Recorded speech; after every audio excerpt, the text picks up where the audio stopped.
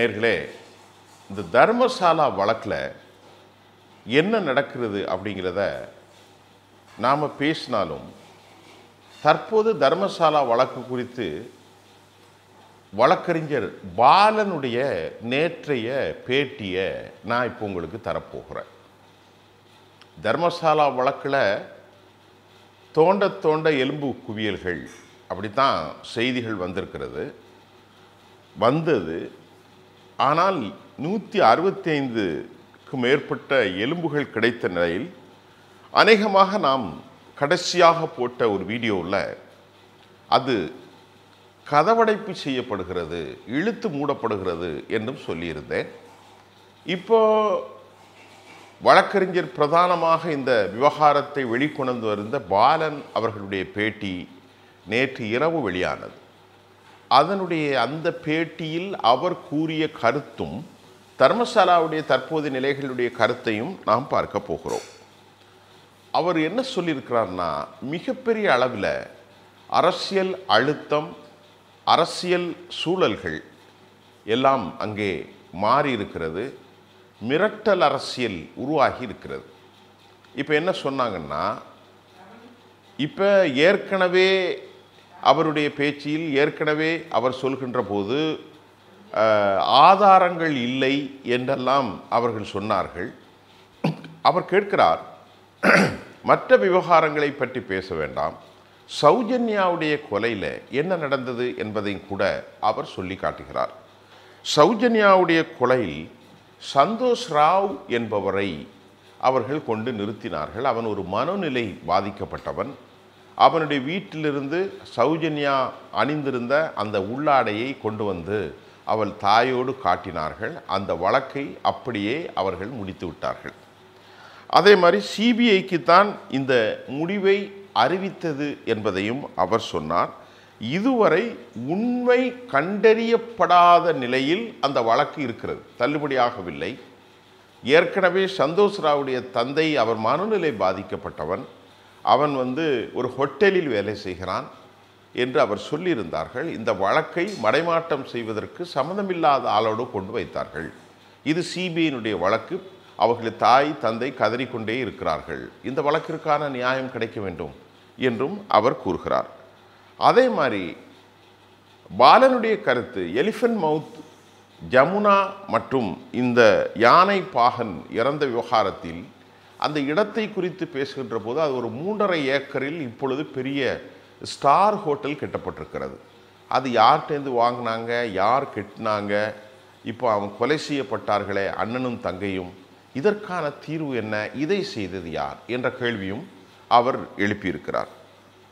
அடுத்து மிக முக்கியமாக சென்னா என்று சொல்லக்கூடிய சின்னையா குறித்து அவர் பேசுகிற போது, இவர்தான் மிக முக்கியமாக வழக்கின் சாட்சி. இந்த சின்னா என்ற சின்னையா அவன் மிரட்டப்பட்டிருக்கிறார். ஆகவே படிப்பறிவும் இல்லை, அவரிடத்திலே பண அறிவும் இல்லை. சின்னா என்ற சின்னையா தற்போது புரள் சாட்சியாக மாறியிருப்பதற்கு பல காரணங்கள் உண்டு என்பதையும் கூட வழக்கறிஞர் பாலன் தெளிவுபடுத்தியிருக்கிறார். சின்னா என்ற சின்னையா எப்படி இந்த விவகாரத்திற்கு வந்தார்? 98லிருந்து இந்த வேலை பார்த்தவர் பெங்களூரில் ஒரு சாமியாரை சந்தித்து, சாமியாரின் மூலமாகத்தான் மகேஷ் ஷெட்டி திம்ரோனியை இவர் சந்தித்தார். உண்மையிலே மகேஷ் ஷெட்டி திம்ரோனி வீட்டில்தான் தங்கினார் என்பதையும் உறுதி செய்கிறார் திரு பாலன். அதற்கு பின்புதான் இந்த 15 ஆண்டு கால போராட்டத்தை நடத்தி கொண்டிருந்த திம்ரோனி, மகேஷ் ஷெட்டி திம்ரோனி தான் பாலனை கூப்பிட்டு வந்து இந்த உண்மைகளை வெளிக்கொண்டிருந்தார். ஆனால் இப்பொழுது நாம் ஏற்கனவே சொன்ன மாதிரி 13வது குழிகள் தோண்டப்படாத நேரத்தில் பாலன் இன்ட்ராகேஷனில் அவர் கைது செய்யப்பட்டார். அதற்கு பின்பு பிறல் சாட்சியாக அவர் மாறியிருக்கிறார். அதற்கு காரணத்தையும் கூட அவர் சொல்கிறார். இதுதான் ரொம்ப முக்கியம். மகேஷ் ஷெட்டியினுடைய பின்னணியை பற்றி சொல்கின்ற போது, இவர் ஜனசாதிகா வேதாந்தி பிரதிகா என்ற ஒரு அமைப்பை நடத்தி வருபவர். இது ஆர்எஸ்எஸ்னுடைய கீழ் செயல்படுகிற ஒரு விவகாரம். அப்போ இவர் ஏன் இதை செய்கிறார் அப்படின்ட்டு சொன்ன திரு பாலன், அவர் இந்த அநியாயத்தை அவர் ஏற்றுக்கொள்ள மறுத்துதான் அவர் இந்த போராட்டத்தை தர்மசாலாவில் நடைபெறுகிற இந்த படுகொலைகளுக்கும் நேத்ரா ஆற்றங்கரையில் நடைபெற்ற இந்த நிகழ்வுகளுக்கும் எதிராக அவர் போராடி கொண்டிருக்கிறார் என்ற தகவலையும் கூட அவர் சொல்லியிருக்கிறார். மிக முக்கியமாக அவர் சொல்லுவது, இவர் ஒரு ஹிஸ்டரி சீட்டராகத்தான் இருக்கிறார். யார்? ஜனசாதிகா வேதிகா அமைப்பினுடைய இந்த வழக்கின் தர்மசாலாவுடைய கோயிலுக்கு எதிராக போராடுபவர் ஒரு RSS பிரமுகர். அவர் ஜனசாதிகா வேத பிரதிகா என்ற கன்னட அமைப்பு, இது ஒரு ஹிந்து ஆர்கனைசேஷன். இவர் ஒரு ஹிஸ்டரி சீட்டர். அது மட்டும் இல்லாமல் இவர் ஒரு போராட்டத்தில் கலந்து கொண்டார். அதற்காகத்தான் இவரை கைது செய்தார்கள். இவர் ஒரு கவுடா சமூகத்தை சார்ந்தவர். இறந்து போன சௌஜன்யாவும் கவுடா சமயத்தை சார்ந்தவர்கள். அதே போன்று வழக்கறிஞர் தனஞ்சயன், ஆக இப்படி எல்லோரும் அவர்கள் இதற்கு நீதிக்காக போராடி கொண்டிருக்கிறார்கள் என்ற செய்தியும் கூட வழக்கறிஞர் சொல்லியிருக்கிறார். இதற்கு இடையில் வழக்கறிஞர் சொல்லுகிற கருத்தை பார்க்கிற போது கிட்டத்தட்ட இது இவர்களுடைய பலம் என்ன என்பதை பற்றி சொல்லுகிற போது கிட்டத்தட்ட தர்மசாலாவுடைய நிர்வாகம், அவருடைய மிகப்பெரிய அளவில் கொடிகட்டி பறக்கும் நிர்வாகம், 75,000 பேருக்கு நாங்கள் பணி கொடுத்திருக்கிறோம் என்று சொல்லியிருக்கிறார்கள். ஆகவே நேற்று முன்தினம் ஏராளமான பெண்கள் தர்மஸ்தலாவின் மீது திட்டமிட்ட பொய் சொல்லியிருப்பதாக, அபாண்டம் சுமத்தி இருப்பதாக அவர்கள் பேரணி நடத்தினார்கள். இந்த பேரணியிலே கலந்து கொண்டவர்கள் யார் என்றால், இந்த பேரணியிலே கலந்து கொண்டவர்கள் அநேகமாக வட்டிக்கு பணம் வாங்கியவர்கள். 40,000 கோடி மைக்ரோ ஃபைனான்ஸின் மூலம் வட்டிக்கு பணம் வாங்கியவர்கள் அனைவரும் இந்த பேரணியில் கலந்து கொண்டதாகவும் கூட பாலன் தன் கருத்தை சொல்கிறார். அவர்களிடத்திலே பல தொழில்கள் இருக்கிறது. தர்மசாலா நிர்வாகம் வீரேந்திர ஹெக்டே, அவர் ஹர்ஷித் குமார் ஹெக்டே, மிஷேல் ஹெக்டே, உதய் ஜெயின், மிர்சைல் ஜெயின், ஹர்ஷித் குமார் ஜெயின், இப்படி பல ஜெயின்கள் இருக்கிறார்கள். இவர்கள் அனைவரும் பெரும் செல்வந்தர்கள். 40,000 கோடிக்கு மைக்ரோ ஃபைனான்ஸு. அது மட்டும், அவர்கள் ஜெயின சமூகத்தை சார்ந்தவர்கள். ஏராளமான மைன்ஸ், அவர்கள் குவாரிகள், மிகப்பெரிய என்ன சொல்கிறது, மிகப்பெரிய 5 ஸ்டார் ஹோட்டல்கள், ரெஸ்டாரண்ட்ஸ், ரியல் எஸ்டேட், அப்புறம் கோயில்களில் வரக்கூடிய கோடிக்கணக்கான ரூபாய் நாள் ஒன்றுக்கு வரக்கூடிய வருமானங்கள், MP அரசியல் செல்வாக்கு, இவைகளையெல்லாம் இருக்கக்கூடிய ஒரு வருடத்தில் இந்த சென்னா போன்றவர்களால் எப்படி மோத முடியும் என்ற கேள்வியும் அவர்கள் இருக்கிறார்கள். ஆகவே சென்னா இவ்வளவு உண்மையை சொல்லி உண்மை வரும் என்று அவருக்கு தைரியம் கொடுத்து தான் மகேஷ் ஷெட்டி திம்ரோனி அழைத்து சென்றார். இப்பொழுது அவர் மிரட்டப்பட்டிருக்கலாம், அல்லது அவர் வேறாவது விதத்திற்கு பணி செஞ்சிருப்பார்கள். இவ்வளவு பெரிய அரசு எம்பியை ஆளும் கட்சியும் மாநிலத்தில் எதிர்கட்சிகளும், குறிப்பாக மத்தியிலே ஆளும் பாஜகவும் மாநிலத்தில் ஆளும் காங்கிரஸ் கட்சியும் ஒருங்கிணைந்துதான் இந்த விவகாரத்தை நடத்துகிறது என்பதையும் கூட அவர் தெளிவாக சொல்லியிருக்கிறார். வழக்கறிஞர் பாலன் மற்றொரு பதிவில் இவ்வாறு சொன்னார்.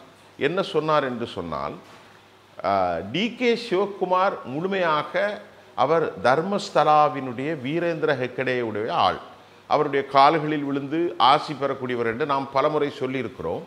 அதை குறிப்பிட்ட அவர், இங்கே நீங்கள் ஒன்றை கவனியுங்கள், BL ஹெக்கடே சந்தோஷுடைய நெருக்கமானவர். BL சந்தோஷ் ஒரு RSS பிரமுகர், பாஜகவின் பிரமுகர். அவர் பிரச்சனைகள் வரும்போது இந்தியா முழுவதுக்கும் அனுப்பப்படுகிற ஒரு பிராமணர். அவருக்கு ஏதோ வெளியூர்களில் பெண் குழந்தை இருக்கிறது என்று இவர் சொன்னதாக இவர் மீது அவர்கள் வழக்கை பதிவு செஞ்சிருக்கிறார்கள். யார் மீது? நம்முடைய அவர் மகேஷ் திம்ரோனியின் மீது, மகேஷ் ஷெட்டி திம்ரோனி. ஆனால் மகேஷ் ஷெட்டி திம்ரோனி BL சந்தோஷின் மீது குற்றச்சாட்டு சொன்னால் அது டிஃபமேஷன். அதற்காக மகேஷ் ஷெட்டியை கைது செய்து உள்ளே போட்டது, எல்லோரையும் மிரட்டினது, தர்மஸ்தலாவுக்கு எதிராக இருப்பவர்கள் அனைவரையும் குற்றவாளிகளாக ஆக்குவது என்பது DK சிவகுமார் காங்கிரஸ் கட்சியினுடைய துணை முதல்வருடைய வரம்பட்ட போக்கு என்றும், டிஃபமேஷன் ஷூட் பண்ணக்கூடிய இடத்தில் அவரை கைது செய்வதற்கு எந்த முகாந்திரமும் இல்லை என்பதையும் அவர் குறிப்பிட்டு காட்டியிருக்கிறார். ஆக அவருடைய இந்த ஸ்டேட்மெண்ட்டை பார்க்கிற போது, அவருடைய இந்த வழக்கினுடைய நிலைகளை பார்க்கிற போது மிக இதில் நீதி கிடைக்குமா என்பது தெரியவில்லை. அதே சமயம் வழக்கறிஞர் தனஞ்சயன் மற்றும் மஞ்சுநாத் அவர்களையும் கூட இவர்கள் வேறு விதத்தில் அடக்குகிறார்கள். ஆகவே இப்படி எல்லோரும் சென்று விட்டால் என்ன நடக்கும் என்பது இந்த வழக்கின் போக்கிற்கு ஒரு சாத்தியமில்லாதவள் இருக்கிறது. ஆரம்ப கட்டத்தில் மிகப்பெரிய அளவிலே இது உருப்பெற்றது. தோண்ட எலும்புகள் வருகிறது. ஆனால் எலும்புகள் வந்திருக்கிறது. வழக்கறிஞர் பாலன் என்ன சொல்கிறார் சொன்னால், இந்த குழிகள் தோண்டப்படுகிற போது பொய்கள் சொல்லுகிறார்கள். 25 அடிக்கெல்லாம் குழியை தோண்டி யாரும் பிதைப்பது அல்ல. புதைப்பது என்பது ஒரு 6 அடியில்தான் இறந்து போன சடல்களை புதைப்பார்கள். அப்போ இந்த 25 அடிக்கு கீழ் ஒரு தனி மனிதனால் 15 ஆண்டுகளுக்கு முன்பு 20 ஆண்டுகளுக்கு முன்பு தோண்டுவது சாத்தியமில்லை. ஆகவே இதுவும் வழக்கை நீர்த்து போக செய்வதற்கு வேறு விதமான யுக்தியாக இருக்கலாம் என்றும் அவர் தனது கருத்தை இந்த வழக்கின் பார்வையில் ரொம்ப தெளிவாக பதிவு செய்திருக்கிறார். இதற்கிடையில் கர்நாடகாவினுடைய மீடியாக்கள் ஆர்னாப் கோஸ்வாமியை பற்றி சொல்கிற போது மிகப்பெரிய ஒரு ஃப்ராட்லர், அவருடைய அந்த நடவடிக்கைகள் ஃபேக்ட்ஸ் எக்ஸ்போசர், இது ரொம்ப மோசமான விவகாரம் என்றும் வழக்குக்கு சம்பந்தமில்லாத செய்திகளை மடைமாற்றம் செய்வது அர்னாப் கோஸ்வாமி மட்டுமல்ல ஏனைய ஊடகங்களும் விலை போகியிருக்கிறார்கள் என்றும் அவர் குறிப்பிட்டிருக்கிறார். அவருடைய அந்த செய்தியிலே ரொம்ப முக்கியமாக நாம் பார்ப்பது பலவித விவகாரங்கள். சென்னா என்ற சின்னையா, தனஞ்சயன் மஞ்சுநாத், அதே போன்று அனன்யா பட்டினுடைய தாயார் சுஜாதா பட்டினுடைய பிறல் சாட்சி, 3.5 ஏக்கர் நிலத்திற்காகத்தான் நாங்கள் இதை சொன்னோம், எனக்கு அனன்யா பட் என்ற பிள்ளை இல்லை என்றெல்லாம் எழுப்புகிறார்கள். இதில் கடைசியான கேள்வி ஒன்று இருக்கிறது. வேதவள்ளியினுடைய மரணம், ஹேமாவதியினுடைய மரணம், தற்போது பத்மலதாவுடைய மரணம், இன்னும் பல மரணங்கள், சௌஜன்யாவுடைய மரணத்தின் தாயார்கள் போராடுவது, ஏற்கனவே 7 பேர் கூட சாட்சியை மாறியிருக்கிறார்கள். அந்த கிராமத்தில் நேரடியாக பார்த்தவர்கள். இப்பொழுது இருக்கிறவர் டி ஜெயின் மட்டும் இருக்கிறார். ஆக இப்படிப்பட்ட சூழ்நிலையில் பணம் அதிகாரத்தை மீறி சாமானிய மக்களால் என்ன செய்ய முடியும் என்பது தெரியவில்லை. எஸ்ஐடியினுடைய இன்ட்ராகேஷனில் என்ன நடக்கப் போகிறது? ஆனால் ஒன்றை சொல்கிறார், இந்த பாடி புதைக்கின்ற போது டிஸ்இன்டகிரேட் ஆகும். எலும்புகளும் கால்சியம், பாஸ்பரஸ் போன்றவைகள் அது உருக்குலைந்து போய் மண்ணோடு மண்ணாக போகும். அது இப்பொழுது டெஸ்ட்டில் வந்திருக்கிறது. எஃப்எஸ்எல்ல அது சில ஆய்வுகள் வந்திருக்கிறது. இந்த மணல் டெஸ்ட்டு போய் வந்த பிறகு ஃபொரன்சிக்கில் அதில் மனித கழிவுகள் இருக்கிறதா, எலும்புகள் கலந்திருக்கிறதா, எவ்வளவு சதவீதம் இருக்கிறது என்பதை முடிவுக்கு வராமல் நாம் பிறல் சாட்சி என்று இதை ஒதுக்கீடு செய்ய முடியாது என்பதையும் பாலன் தெளிவாக சொல்லியிருக்கிறார். ஆக இந்த வழக்கின் போக்கில் அநேகமாக பார்க்கின்ற போது நீதி குழி தோண்டி புதைக்கப்படும்.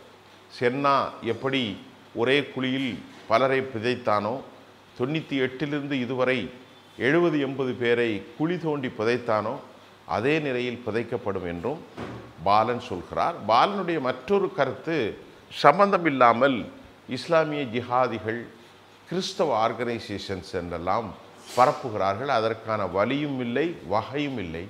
திருப்பி சொன்னால் இந்த கோயில் தலங்களுக்கு அந்த மக்கள் வருவதும் இல்லை.